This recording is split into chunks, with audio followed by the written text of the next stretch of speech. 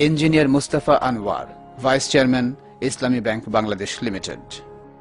A.K. Azad, President, FBCCI. And Habibur Rahman Milan, an eminent journalist. The total program was chaired by Professor A.N.M. Abdul Zahir, Honorable Chairman of Board of Directors, Islami Bank Bangladesh Limited. In that program, a brilliant student, Afroza, who hailed from a hardcore poor family, gave a heart-touching speech. The august gathering could hardly control their tears while listening to her. Afroza is the representative of that class of students in Bangladesh who are struggling incessantly to earn a living as well as to earn education. A vivid picture of underprivileged people living in the remote areas has been depicted in her speech. আসসালামু আলাইকুম সকল সম্মানিত সুধীবৃন্দকে আমি আমার সালাম জানাচ্ছি। একটা ডানাকাটা পাখি যার সামনে সবুজ মাঠ থাকে, উপরে নীল আকাশ থাকে, কিন্তু সে ছটফট করে উঠতে পারে না। কেন জানেন? তার পাখাটা বাঁধা থাকে। প্রচন্ড মনোবল থাকা সত্ত্বেও যে পাখা মেলে উঠতে পারে না, যার পাখা দুটো স্থবির হয়ে থাকে শুধু একটু সাহায্যের হাত বাড়ানোর জন্য। পাখিটার একটু সাহায্যের প্রয়োজন, পাখিটার একটু সহানুভূতির প্রয়োজন। আজকে এখানে অনেক এরকম ডানাকাটা পাখি আমরা রয়েছি যাদের পাখাগুলো কাটা। আমাদের মনোবল দরকার, আমাদের পাশে কারো দাঁড়ানোর প্রয়োজন।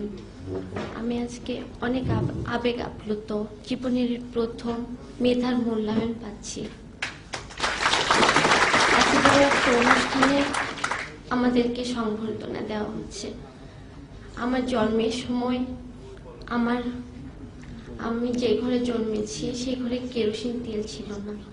মেয়ে হয়ে জন্মেছি বলে আমার দাদা কেরোসিন তেল এনে দেয়নি। আমার আম্মু খুব কষ্ট পেয়েছিলেন, অনেক কান্না করেছেন। তখন আমাকে বুকে জড়িয়ে নাকি প্রত্যয় করেছিলেন আমাকে মানুষ করবেন। যদিও এত দূর আসার পেছনে আমার মায়ের আর আমার বাবার অবদান অনেক বেশি। শুধুমাত্র কোনো জমি জমা ছিল না, কিছুই ছিল না, শুধুমাত্র তাদের মনোবলের উপর ভিত্তি করে এত দূর আসতে পেরেছি। ঢাকা ভার্সিটিতে চান্স পাওয়ার পরেও আমাকে চিন্তা করতে হয়েছে আমি ওখানে পড়তে পারবো কিনা। আম্মুকে বারবার বলেছি, আম্মু আমি ওখানে পড়তে পারবো তো। আরেকবার চিন্তা করেছি যে রংপুর ইউনিভার্সিটিতে ভর্তি হবো কিনা। অনেক স্বপ্ন, ঢাকা ভার্সিটিতে ভর্তি হবো, আমি যে এখানে পড়তে আসবো, ভাড়াটা পর্যন্ত জোগাড় করা। রাত্রে চিন্তা করতাম যে আমি ভাইবা দিতে চাইতে পারবো তো, ভর্তি হতে চাইতে পারবো তো। আমাদের এই প্রতিকূল অবস্থা।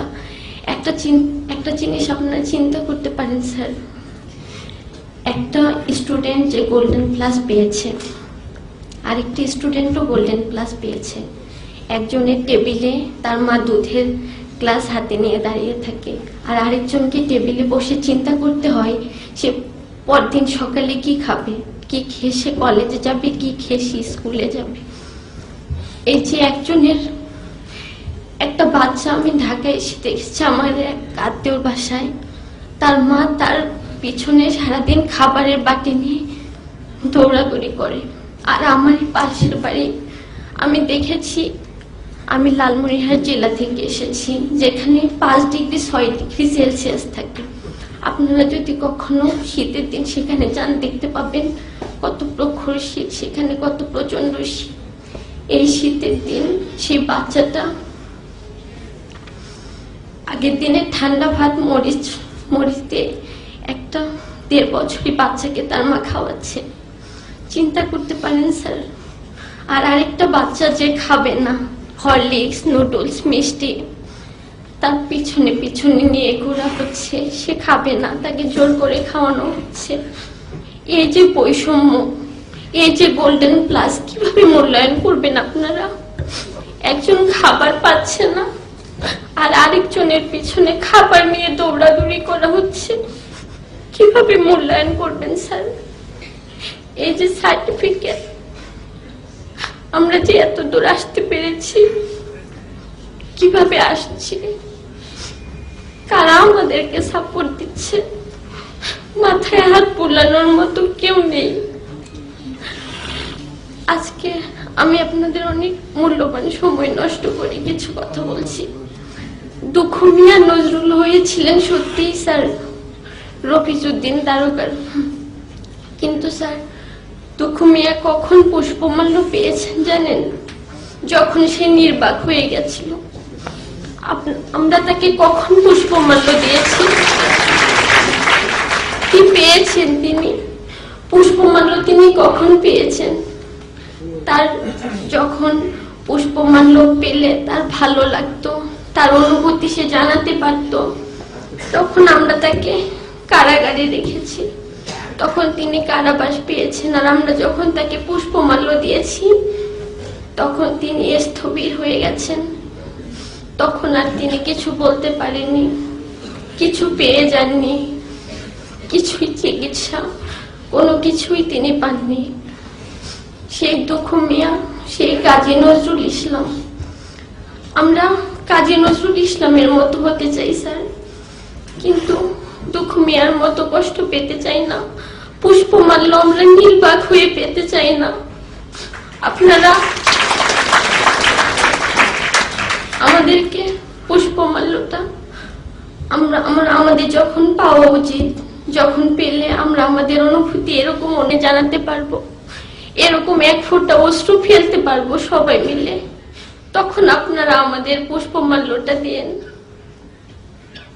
আমাদের সবারই দায়িত্ব আছে।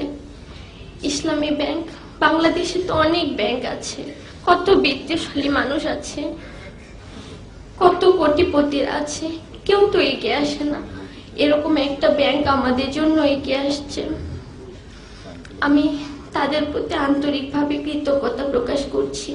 তারা আমাদের পাশে এসে দাঁড়িয়েছেন, উষ্ণতারা হাত বাড়িয়ে দিয়েছেন, একটা ডানাকাটা পাখিকে আকাশে উড়বার স্বপ্ন দেখিয়েছেন। আপনারা আমাদের স্বপ্নের সাথী হয়ে দাঁড়িয়েছেন।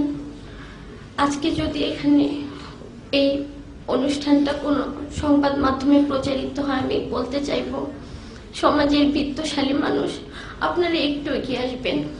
আপনাদের বাচ্চার এত বহুমূল্য খেলনা কিনে না দিয়ে একটা ছোট্ট বাচ্চার এক বেলার অন্ন সংস্থান হতে পারে, এটা একটু চিন্তা করবেন। আমরা যখন দিনের পর দিন যখন আমরা খাবারের চিন্তায় পড়াশোনাটা ফ্রেশ মাইন্ড ভাবে করতে পারি না, কিন্তু তখন আমার এই সহপাঠীকে আমি দেখেছি, কোটিপতির মেয়ে এসে, আমি যখন চিন্তা করতাম কিভাবে আমি ভালো রেজাল্ট করব, কিভাবে পড়াশোনা করব, সে তখন চিন্তা করতো কোনো রকম একটা রেজাল্ট করে প্রাইভেট ইউনিভার্সিটিতে ভর্তি হয়ে যাবে। কিন্তু আমি চিন্তা করতাম যে আদৌ আমি ইউনিভার্সিটি পর্যন্ত যাইতে পারবো কিনা, আমার ইউনিভার্সিটি পর্যন্ত যাওয়ার সক্ষমতা থাকবে কিনা। কিন্তু সে চিন্তা করতো প্রাইভেট ইউনিভার্সিটিতে ভর্তি হওয়ার। এই যে বৈষম্যটা, এই যে তফাৎটা, আমরা বের হয়ে কি দেখবো, কি পাবো আমরা? আমাদেরকে কে স্বপ্ন দেখাবে? আমি আবারও ইসলামী ব্যাংক কর্তৃপক্ষকে আন্তরিকভাবে ধন্যবাদ জানাচ্ছি তাদের এই মহৎ উদ্যোগের জন্য। স্যার, আমি দুঃখিত আপনাদের অনেক মূল্যবান সময় নষ্ট করছি। ধন্যবাদ সবাইকে। আসসালামু আলাইকুম। Such rare talents like Afroza are scattered far and wide of this country. If we can extend a helping hand to them, of course they will contribute to the development of the country as well as to the Muslim Ummah.